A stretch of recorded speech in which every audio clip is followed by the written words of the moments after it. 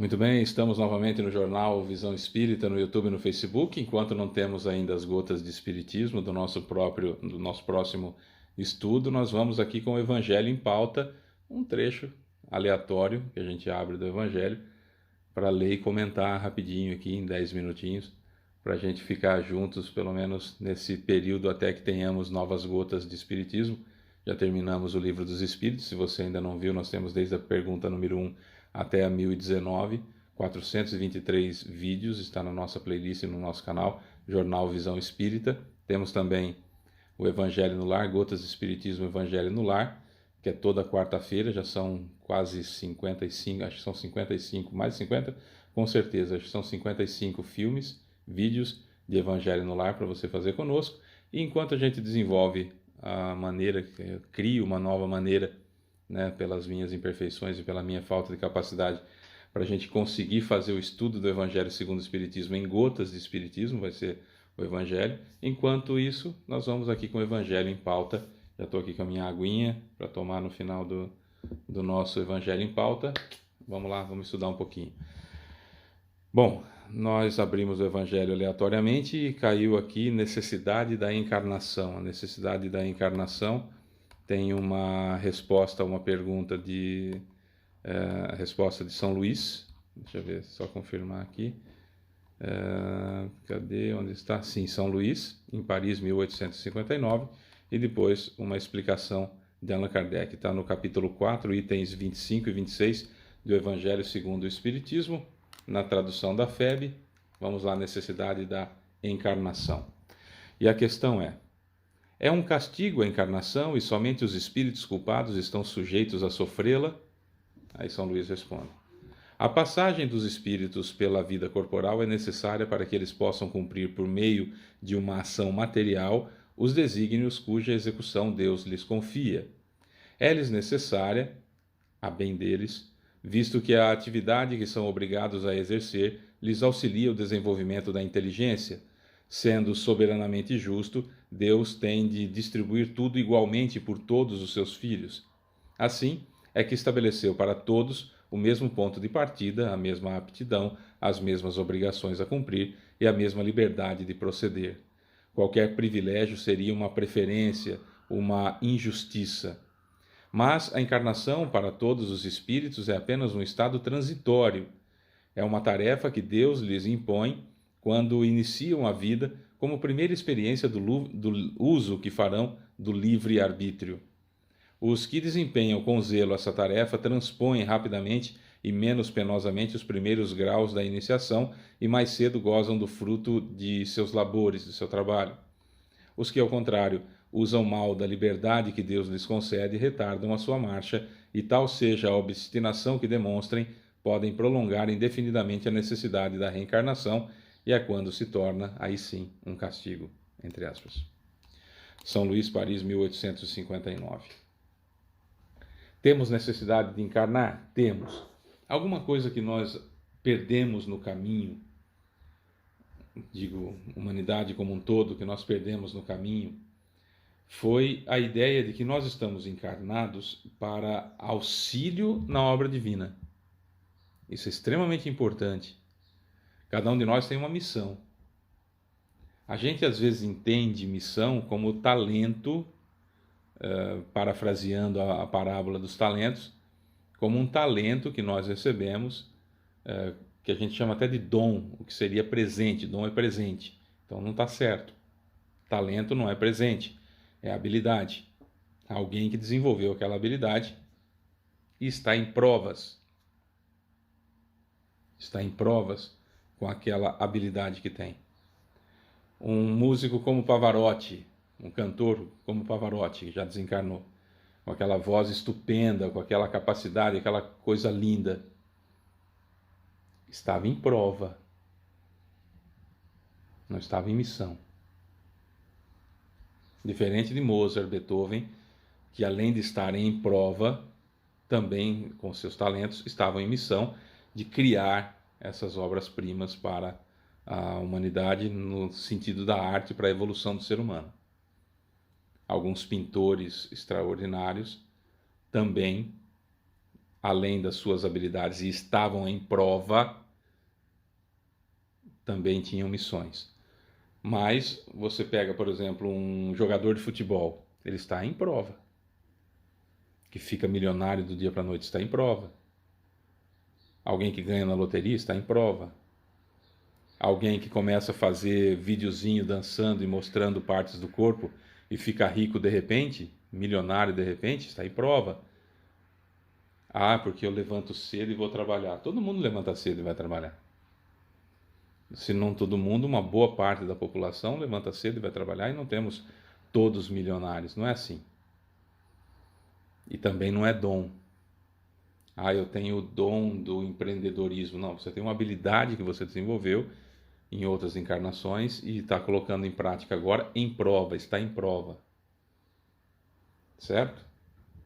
Missão é com o seu filho, com a sua filha, com problema, com o seu pai, com a sua mãe, problema, com seus irmãos, problema, com a forma como você interage com as pessoas, os seus comportamentos, as suas ideias, as suas formas de ver o mundo, essa maneira de interagir com os demais encarnados e desencarnados do mundo. É aí que estão as missões, as pequenas missões. Ah, mas o Chico Xavier tinha uma missão muito bem delineada. Tinha uma missão muito bem delineada. Mas o próprio Chico Xavier traz para a gente uma lição bendita e maravilhosa de quando ele sai, enquanto ele saía do centro espírita e ia para sua casa, que ele vê um sujeito absolutamente anônimo por o mundo varrendo a calçada. E ele atravessa a rua e vai lá e beija a mão da pessoa, cumprimenta e vai embora. E aquelas pessoas que o seguiam começam a ficar preocupadas com o que tinha acontecido, o que era aquilo. E ele falou: olha, nunca vi um espírito, poucas vezes vi um espírito com tanta luz. Mas, Chico, um espírito tão iluminado assim, anonimamente, não se sabe o que ele está fazendo? Não, ele está numa missão de resgate, de trabalhar, né, a evolução do filho, que só ele, com a evolução que ele tem e o amor que ele tem por aquele outro espírito, podiam assumir essa missão de tentar, de alguma forma, evoluir o rapaz. Certo?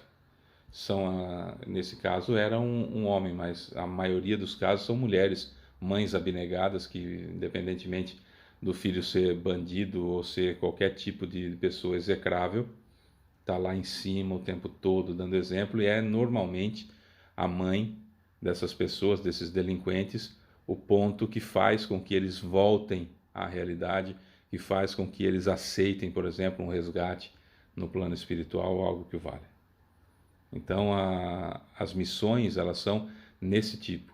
Eu posso, de repente, ter encarnado única e exclusivamente com a missão de, nessa encarnação, eu me dar bem com o espírito fulano de tal, que veio nessa encarnação, sei lá. Um exemplo, que veio como minha mãe.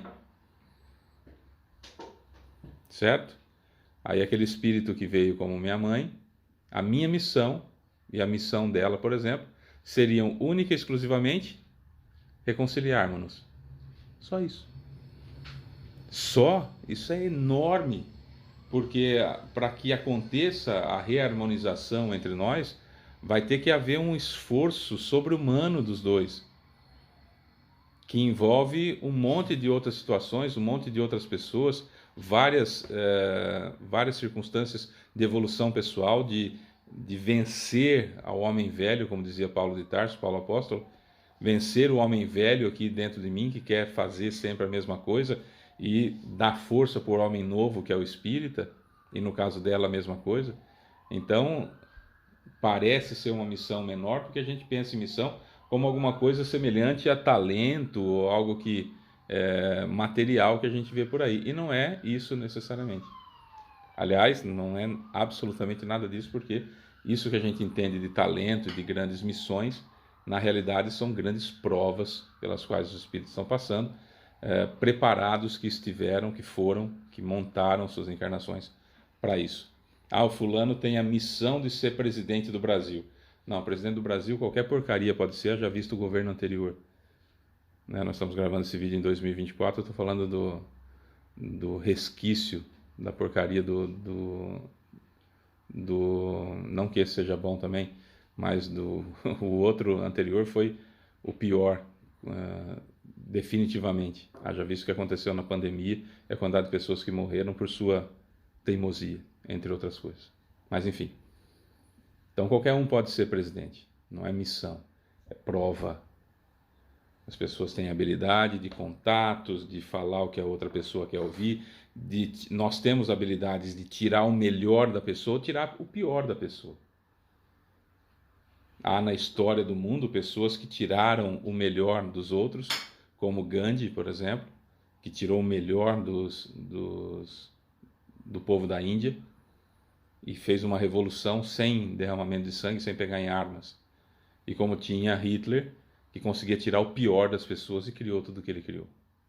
Então há pessoas, né, com habilidades que podem chegar a cargos importantes e semear a guerra, semear a discórdia, semear, enfim, tirar das pessoas aquilo de pior que a pessoa tenha ou tirar da pessoa aquilo de melhor que a pessoa tenha. Não é?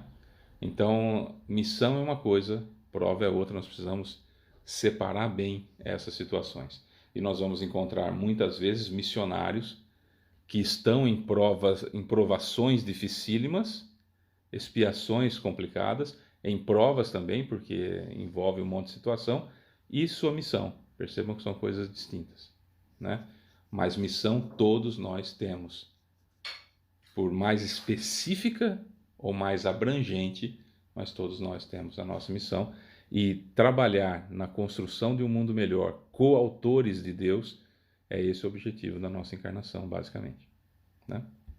Kardec diz: uma comparação comum fará se compreenda melhor essa diferença. O escolar não chega aos estudos superiores da ciência, senão depois de haver percorrido a série das classes que até lá o conduzirão. Essas classes, qualquer que seja o trabalho que exijam, são um meio de o estudante alcançar o fim e não um castigo que se lhe aflige. Se ele é esforçado, abrevia o caminho, no qual então menos espinhos encontra. Outro tanto não sucede àquele a quem a negligência e a preguiça obrigam a passar duplamente por certas classes, repetir de ano. Não é o trabalho da classe que constitui a punição. Esta se acha na obrigação de recomeçar o mesmo trabalho. Assim acontece com o homem na terra. Para o espírito do selvagem, que está apenas no início da vida espiritual, a encarnação é o meio de ele desenvolver a sua inteligência. Contudo, para o homem esclarecido, em quem o senso moral se acha largamente desenvolvido e que é obrigado a percorrer de novo as etapas de uma vida corpórea cheia de angústias, quando já poderia ter chegado ao fim, é um castigo, pela necessidade em que se vê de prolongar sua permanência em mundos inferiores e desgraçados. Aquele que, ao contrário, trabalha ativamente pelo seu progresso moral, além de abreviar o tempo da encarnação material, pode também transpor de uma só vez os degraus intermediários que os separam dos mundos superiores.